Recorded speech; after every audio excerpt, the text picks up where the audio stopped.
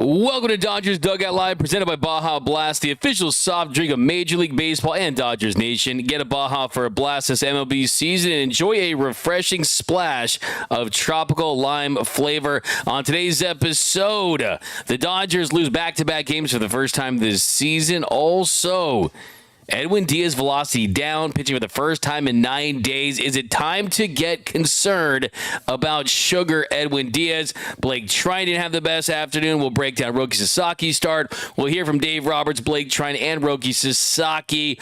Also, Jim Bowden with a boneheaded take on Shohei Ohtani. Could be our DFA of the day. That's coming up next on Dodgers Dugout Live.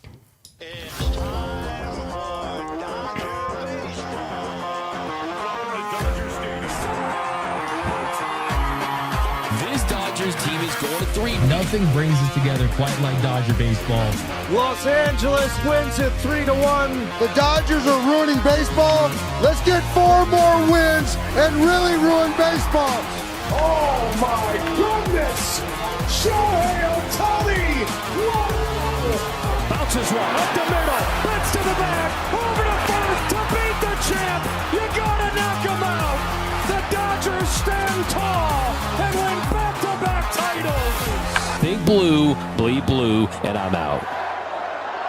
Live from the heart of Los Angeles, this is Dodgers Dugout Live with your host, Doug McKain.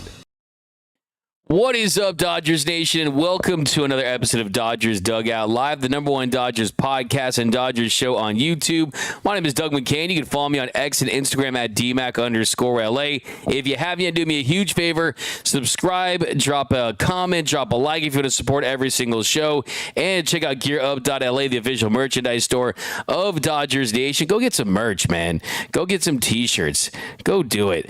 But we've got a jam-packed show. We've got a quick show today. I have to leave, but I did want to get some thoughts in on today's game. We've got a full run of episodes coming up this week of Dodgers Dugout Live. We've got some guests, Tim Neverett, Jerry Hairston Jr., Sean Green could be in the mix. So, yeah, but tonight, though, we got some comments. We got the real Mike Petty. The trumpet guy will be fine in a couple of years when he comes back from his arm injury. Come on now. I hate that. D-Mac, it's Sunday night. I know. What is up? What is up, Dodgers Nation? But we got lots to get into, so let's get right into it. Leading off, the hottest story in Dodger baseball. All right, so it was a interesting day in Colorado. You had a debut. Ryan Ward, we'll talk about that. But it's the first time since 2022 the Dodgers have lost 2 straight games to the Colorado Rockies at Coors Field. And you guys know, look, I know a lot of people hate Coors Field. To me, first of all, it's a great ballpark to visit. But also, for an offense to get going, I think for a debut like Ryan Ward, made some sense. Certainly made some sense. The Dodgers like to hit at Coors Field. But the big topics on this one is a lot of firsts, right? It was the first time for Roki Sasaki to pitch at Coors Field.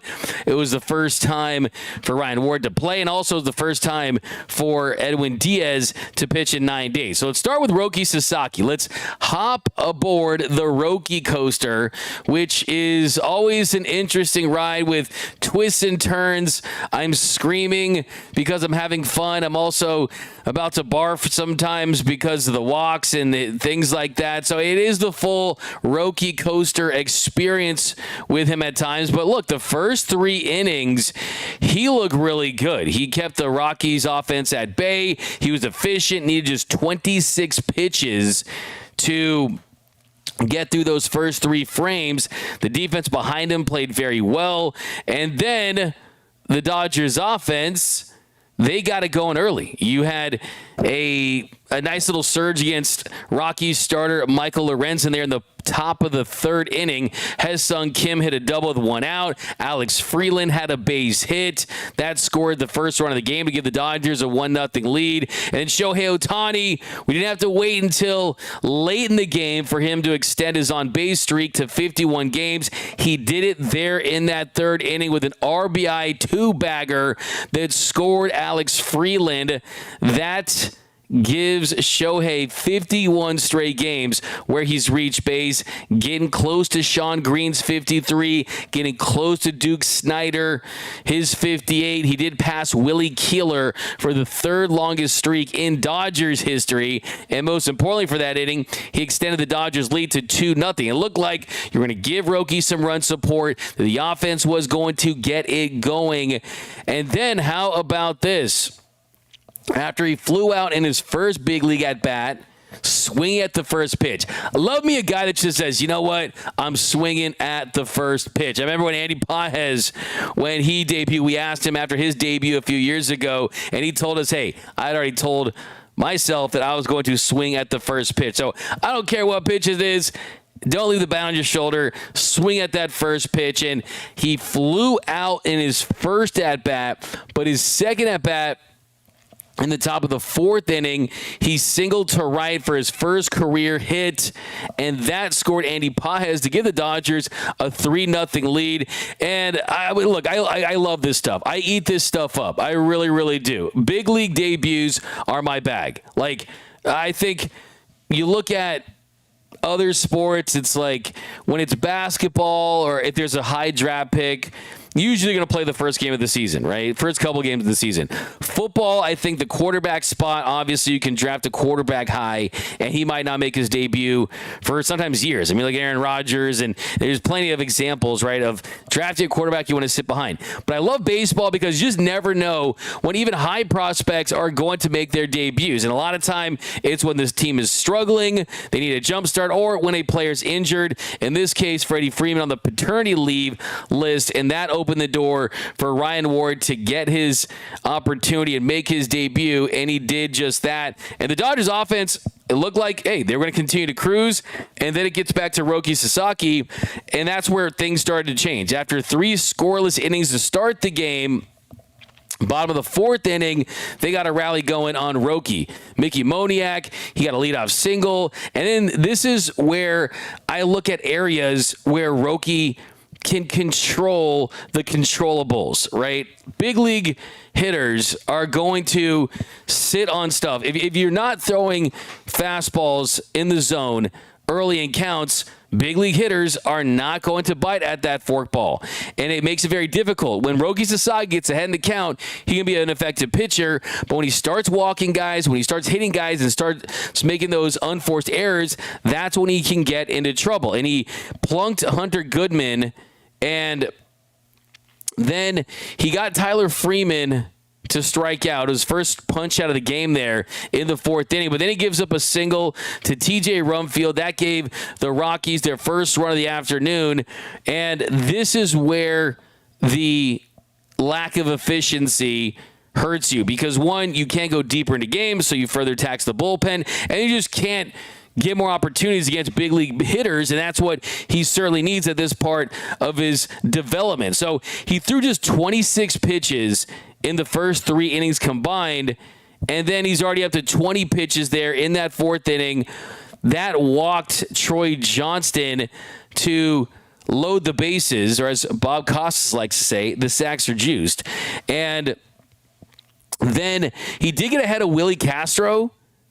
Then he kind of leaned on that splitter, that forkball there, and he got that 4-6-3 double play to get out of the inning. So, yeah, I mean, to kind of get through that spot, that shows the moxie, the mound presence, the fearlessness that he does have. But then you look at just some of those middle inning issues that he started to have. So he falls behind Kyle Karros, UCLA Bruins. Shout out to the Bruins. 8 clap, 4's up. And Kyle Karros, he crushes a dinger bottom of the 5th inning, and he got all of it. A 448-foot bomb, and that made a 1-run game. So how about this? Kyle Karros, 2 career home runs, both against the Dodgers, the team that he grew up wanting to play for. And then Jake McCarthy, he got a bloop single. Andy Paz made a great attempt to try to catch it right there in shallow right field. He gets into second, though, and he's a double. I mean, he's just hustling, and he's able to just leg out a double somehow. It looked like it was going to be a single. He goes to the double. And then after that, Giuliani tied the game with a single that scored McCarthy. So he gets the 2 straight outs. Goodman strikes him out. And then Sasaki, he missed just off the plate inside on a full count to Freeman. That puts 2 men on with 2 outs. And then Dave Roberts, he comes, gets the ball. He threw 52 pitches in those 4th and 5th innings there. He ends up going 4 2/3 innings. And thankfully, Alex Vesia comes in to get Sasaki off the hook a little bit. It was a line out there by Rumfield to get out of the jam. But, yeah, I mean, you look at Roki now. We're 4 starts into his 2nd season in the show, and you have seen some improvements. The flashes are certainly there, but you just kind of look at the results, and you just need more from Roki Sasaki. So we'll talk some more Roki, and we'll throw a grade out for his start. What grade do you give Roki on his start? I want your grades, but let's hear from Roki Sasaki. Let's see what he had to say about his 4th start of the season, and one that, look, you always have to take with a grain of salt anytime it's at Coors Field. We know it's like we know it's like bowling with the bumpers on, as I like to say. But still, just coming off the rails is the biggest concern. Is when he starts to lose it, he loses it pretty quickly, and you just can't live like that for the duration of an entire season. But here was Roki, who was challenged by Dave Roberts to go 5 innings. He got close, and you thought maybe you could throw in a quality start there, but that pitch count really got up on him. Here was Roki Sasaki after the game. Roki, first time to the order, you were very efficient. It seemed like the stuff was in a really good spot. Considering how aggressive this team is, what adjustments did you see them make second time through the order? 今回すごくいい球が来たと思うんですけれども、相手チームもかなりアグレッシブにできたので、2巡目がどんな調整というか、してきましたか。そうですね、1巡目早いカウントで打ってもらったので、基本的にはまっすぐ多くなって、そこで打ってもらって、初球のまっすぐ打ってもらって、そこから2巡目は、変化球を入れながら、ほとんどフォークボールでしたけど、こういいとこに行ったり、抜けたり、そんな感じでした。Yeah, first time through the order, they really aggressive. They swing really early in the count. But second time through, I kind of mixing my, off-speed pitches. Did you find you changed your game plan to them, or do you think they changed their game plan to you? 今日のその、配球というかゲームプランは、ロッキーが変えたのか、それとも相手が途中で変えてきたのか、どちら？相手です。ロッキーズの方ですね。ロッキーからゲームプランを変えていったのか。いや、ここから特に変えてないですけど、試合前のミーティング通りに、投げました。Yeah, I actually didn't, change any game plan, but I think they was just making an adjustment. Do you feel like you've been able to keep making strides, or do you feel like you're kind of in at the same spot for the last couple starts here, overall, production-wise? Do you feel like you've been able to make strides as the season's gone along, or do you feel like you've been kind of in the same place for the last few starts here? 同じような感じで今までと投げることができるのか、それともちょっと調整していくのかっていう。ずっと調整はしてるので、ただ1週間の中でどれだけ、変えれるかっていうのを区切られた期間の中でもありますし、ただ長期的な視点と、次の登板ですぐできることを2つを分けて調整するようにはしてます。Yeah, I try to make adjustment all the time, and then in the long run, and then I have to do the things I need to work on, but at the same time, they're also the things you need to work on different. So yeah, I'm just keep making adjustment in the long term. Are you more frustrated with the results or satisfied with the progress? 今回の結果に関してはちょっとフラストレーションがあるか、それとも満足しているような状況があるか。球数少なく、打ってもら早いカウントで打ってもらったので、球数少なく、イニングが積み重ねていったので、途中までの内容だったらもっとイニング投げれましたし、3点取ってもらってたので、そこもリード守り切った状態で、降りるべきだったなとは思ってます。Yeah, I was kind of satisfied with keeping the pitch count down, but we got lead, but I can hold it. So yeah, if I'm able to go deeper, maybe it'll be better. Do you feel like you didn't go to the off speed early because you didn't have a good feel for it, or is that just because they were attacking the fastball early?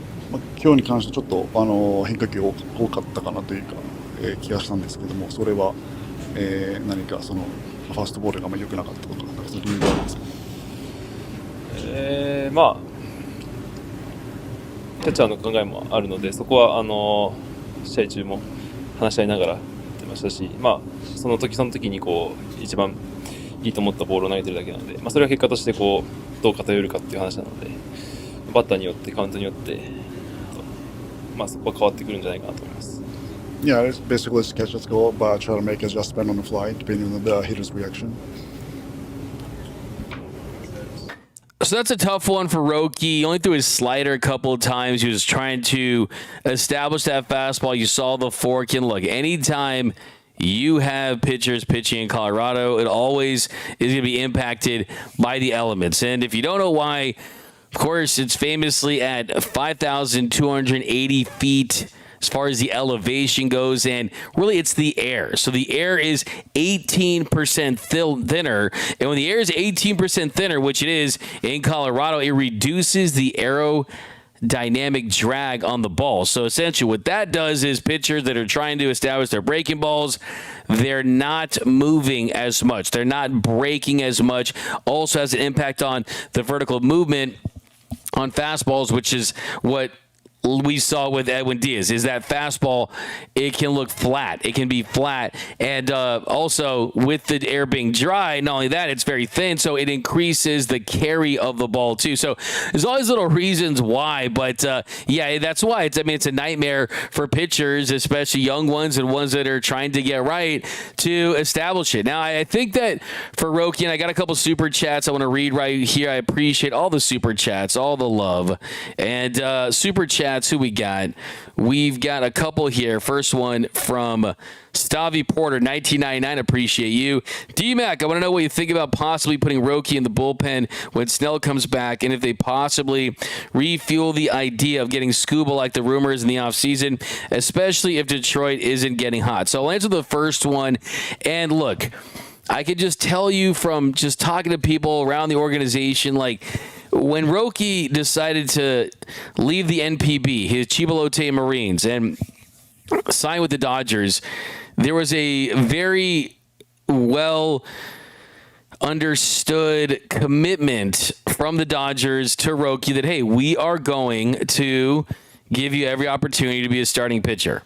And it's still too early to wave the white flag on that. I mean, today there was progress. There really was. If he had his breaking stuff early, if he had the slider in that inning where it was the fourth and the fifth, maybe there's a world where he does go sixth and gives up just a couple of runs. He's closer than it looks, but I've always said on the show, this is not process-oriented as we typically see with developmental pitchers, the minor league level. Process in the minors, results in the majors. And right now, he has a 6.11 ERA. And I think the big issue with him is, as he talked about there, the first couple times through the order, you see the results. It's the first time through the order. Once he gets to the second time, it starts to get shaky. And you look at the trend this season, and he has a scoreless ERA in the first two innings in each of his four starts. But it's innings 3 through 5 that are his kryptonite. An 11.17 ERA in innings 3 through 5. So sure, could he be a dominant reliever? He could. We saw that in stretches last year in the postseason, but the stuff is too good. The promise was made with the Dodgers and Roki, so they're not going to panic and do that, right? I mean, what they did with Clayton Kershaw before he found out about the slider. Yes, Kersh was not fighting for velocity. I think that Roki tends to do at times, but I just think that we can talk about the bullpen thing, but the truth is they're just not going to do that right now. I think before you got to that level, you would have to send him down to the minor leagues and see if he can establish more of that slider command and make sure he's fine-tuning those mechanics on the fastball at the minor league level as a starter before you would go to that. So step one, starter at the big league level. Step two, sending him down to AAA to get his confidence, to get his mechanics, to get everything right as a starter. And then it's back to the majors to see if you can do it again. And then it's maybe at some point towards the later stages of the season, then you could say, hey, we did a lot of starting pitcher development throughout the most of the year, but now if everyone's healthy, maybe you can throw them into the bullpen in September and October. But they're not going to do that. They're not going to do anything knee-jerk with Roki. As far as trading for Tarek Skubal, I don't think that's going to be a Roki thing. I think that'll be a Yamamoto, Blake Snell, Ohtani, Glasnow thing. I think 2 of those 4 have to get injured, maybe 1, depending on who that is, for them to strongly consider. Because, look, man, the way that Rushing's playing, the way that Pajes is playing, I mean, you're not giving up those guys, right? And the Dodgers, they're certainly a team that if they feel like they need a piece, they're going to go after it, but I don't think that right now they're going to do that. And I think that, going back to Roki, Roki's not going to be Skubal this year. He certainly is not. But I think that he certainly is someone that you kind of look at long-term as, hey, can we at least make it where Roki on this roster doesn't have a negative impact on a rotation so those other guys can have more success. And other thing with Roki too, first pitch strikes, 9 for 22 on first pitch strikes tonight. Did not pitch well early in counts to set himself up for success. Some progress. Let's see how he does in his next start. But, the Roki-Coaster, ready to hop off that ride. Let's hear from Dave Roberts, hear what he had to say about Roki Sasaki. Then when we come back, talk some Blake Trinen. We will talk some Ryan Ward. We'll get his reaction to his first game as a big leaguer. I love seeing the families go crazy. I love seeing that. It just, I don't know, man. I am one of those Moneyball, how could you not be a romantic about baseball type of dudes? And I'm not afraid to say it, okay? May have got a little misty-eyed. Just going to say it. But here's Dave Roberts after the game. Dave, with starting with the bullpen, with Blake Trinen tonight as well as Edwin Diaz, what were you seeing from those guys? I think that, they just both weren't sharp.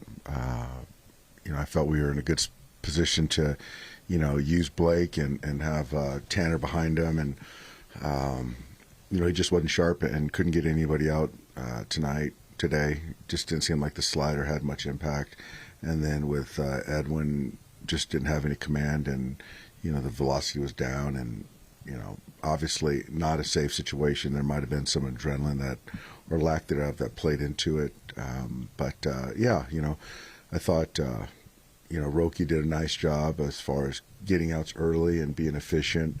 And then, in that 5th inning, it started to get stressful, and I just felt we needed to, try to keep him at bay, and that's why we went to Vesey there. For Edwin, we haven't seen him pitch in about a week now, and I know at that time it was more kind of concerned to the knee, but you guys did the test and he's in the clear.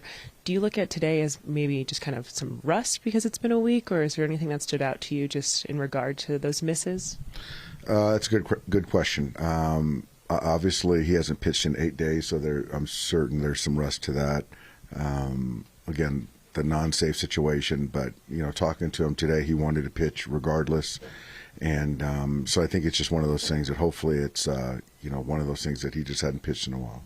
Just hoping that he is pushed past some of the stuff he's been working through at this point.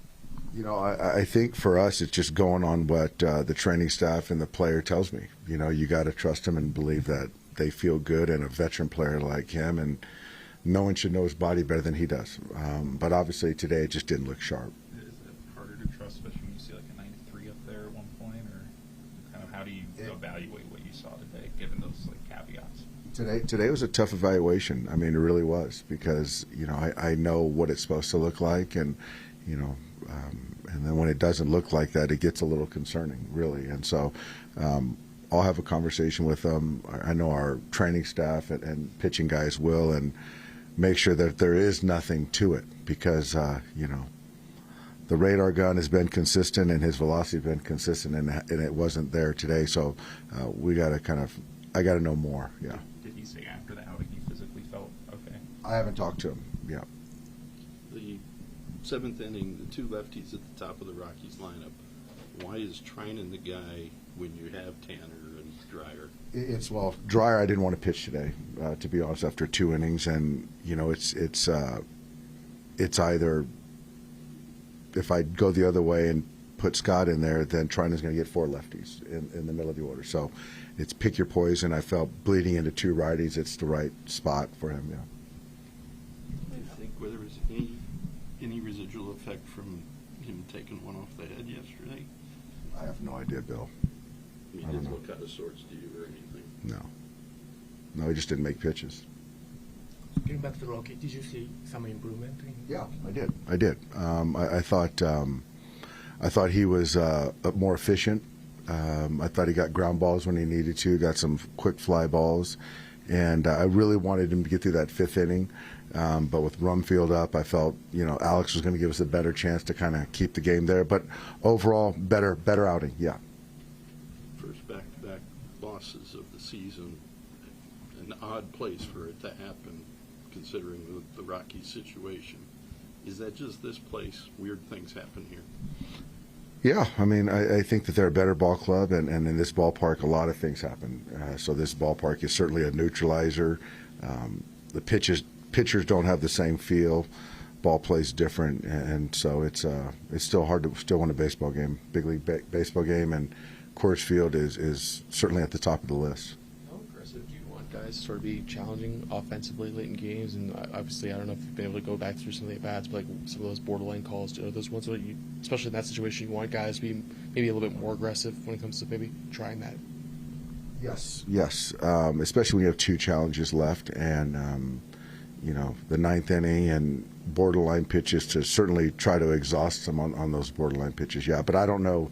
I honestly don't know which pitches you're talking about. I haven't looked at it, but probably the Ward at bat. I think there was a close one there. Is that right? Freeland in the 8th? Yeah. So I think that, yeah, absolutely, when you get late in the game, that's certainly leverage, yeah. Ryan Ward, just what did you like from what you were able to kind of get some eyes on today with his Major League debut? I thought he took good at-bats. I thought the moment didn't get too big for him, and it was fun to watch him out there. I was happy to see him get his first couple hits, drove in a run, and that's what it's about. So I wish we could have won a baseball game on top of it, but still a good day for Ryan and his family.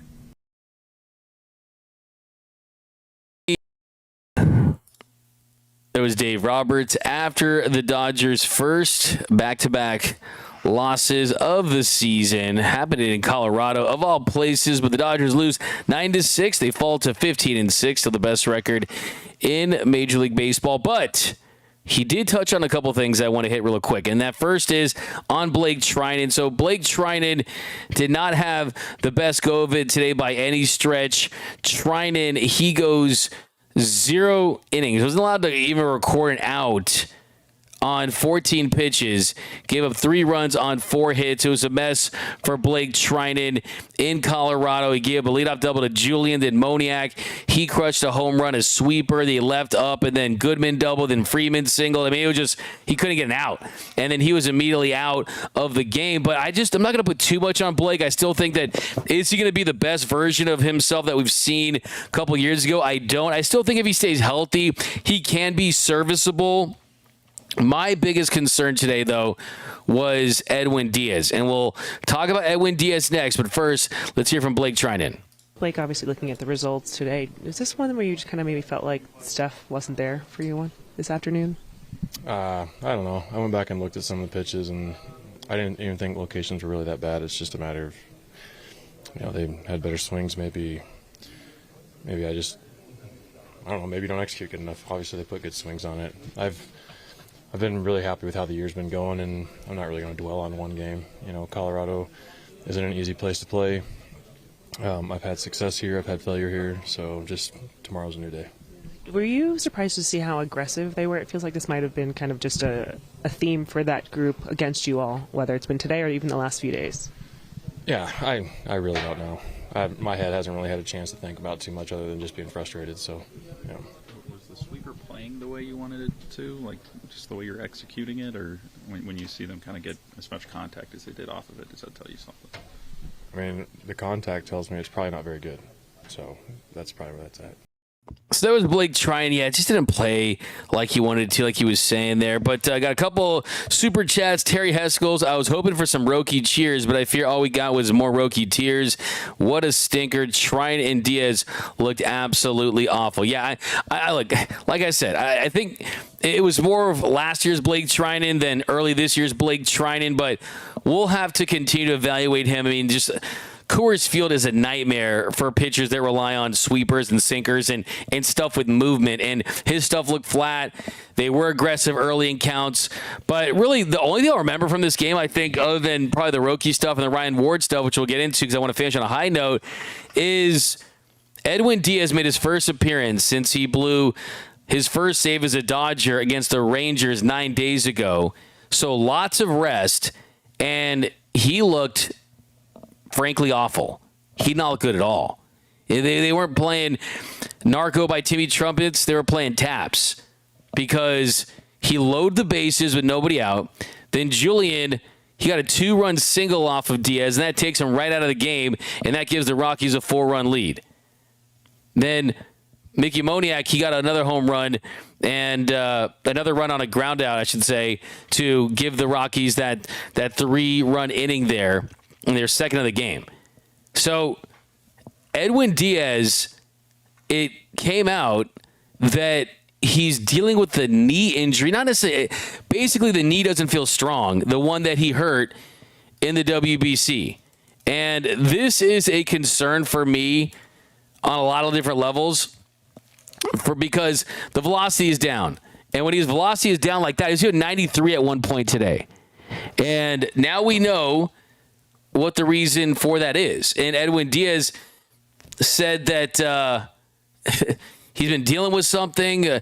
Dave Roberts said they were going to tread lightly with his workload as his velocity trends up, and they built him up.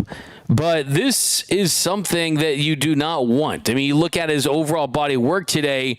Four-seam fastball was down 1.4 miles per hour. He averaged 91.9 on the four-seamer. The average is down to 93.3. This is a guy that last year averaged 97.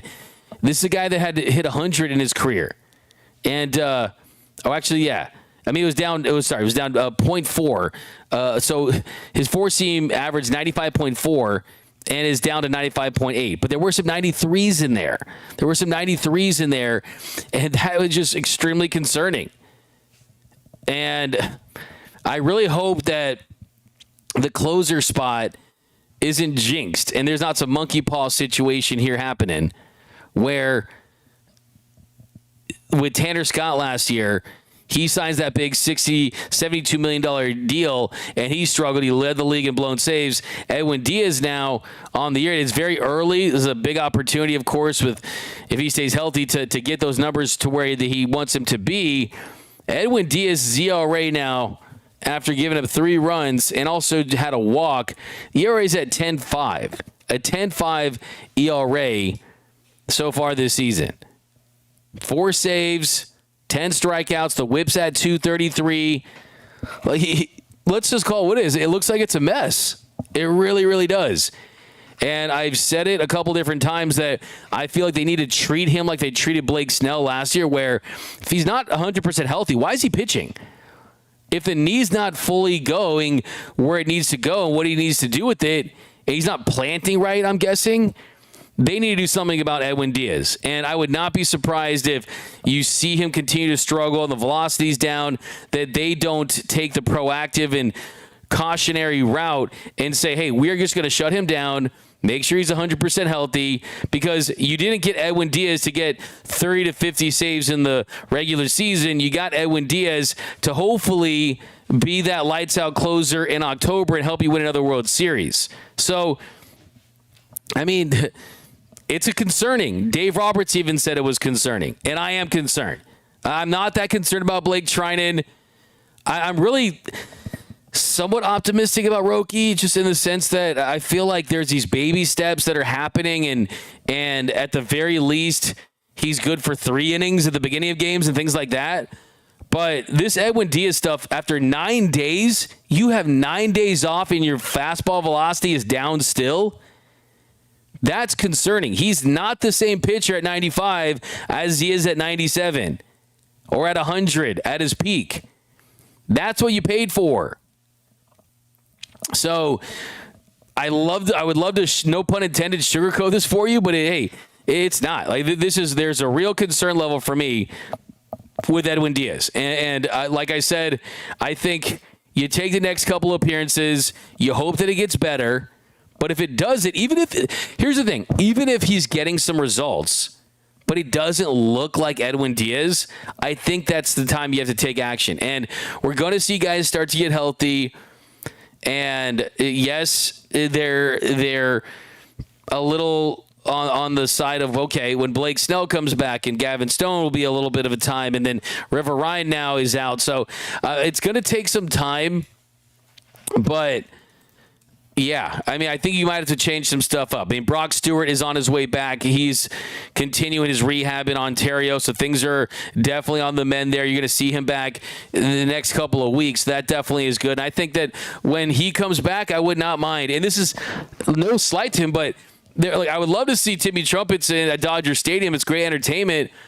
But the last thing you can have is him to pitch through something just because he's trying to be a gamer and play through an injury, and then it really hurts you. It actually turns into something selfish when it looks like it's something selfless, right? You think, oh, I'm doing it for the team. If you're not available for October, you're hurting this team. Because we do not care what you do in April and May and in June. He could have 100 saves this season. If he bombs in October, that's how he'll be remembered as a Dodger. Period. End of story. That's the only way you can cement your legacy with the Los Angeles Dodgers now. The only way you become a legend is if you get it done when the lights are bright, when it matters most, in the postseason, just like how Yoshinobu Yamamoto did last year. Shohei Ohtani, Blake Snell, even Blake Trinen, Walker Buehler, and the bullpen dogs, and Tommy Edman, and all these. If you want to be certified, guess what? You can't do it right now. So don't even try. Put yourself in the best position to be able to certify yourself, and that's in October. So I'm concerned, but yeah, it is it definitely you hate to see it. You really do. But you got to feel good about Ryan Ward today. Ryan Ward did have a chance late to be the big hero in this one, and you were hoping that you would see that with a chance with the Dodgers trying to mount a late furious comeback. Ryan Ward, who had already collected the first hit of his big league career, and then he followed that up with another hit. He ends up going 2 for 5 with an RBI.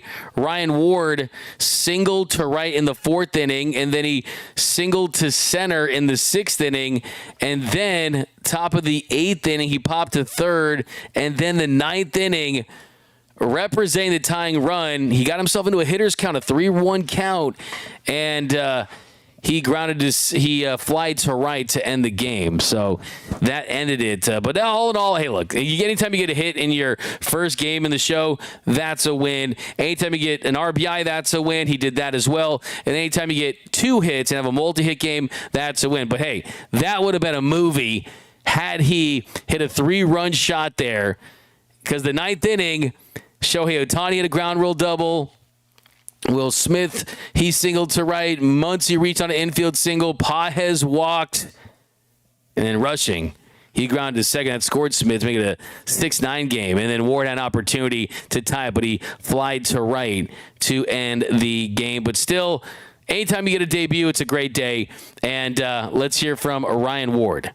Well, obviously this day is special for just so many reasons, making your major league debut, but when you are able to come up in big situations, having an RBI hit, 2 hits in general, I mean, how would you just describe this moment for yourself as a whole? Yeah, you know, I mean, it was a lot of fun. I mean, from start to finish, the butterflies were there for sure to start the game. They went away though. I mean, once the game started, it was like, okay, it's just baseball. So it was a lot of fun to be out there.